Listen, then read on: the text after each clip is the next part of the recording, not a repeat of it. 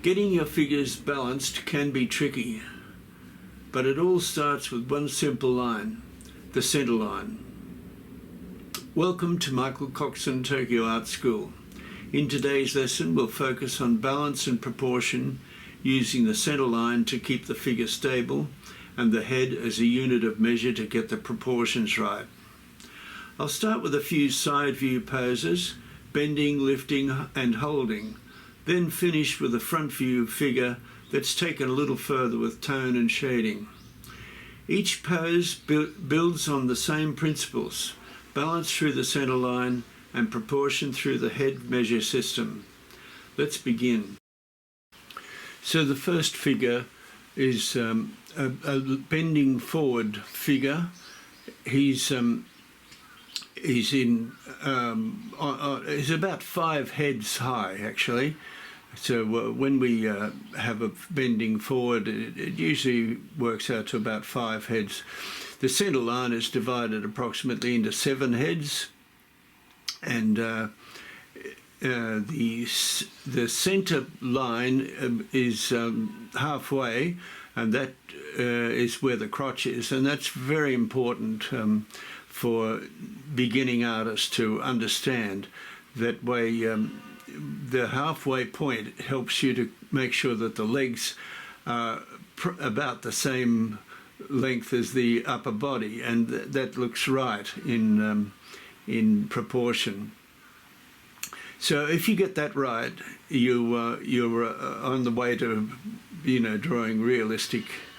So I'll come back and discuss this at the end.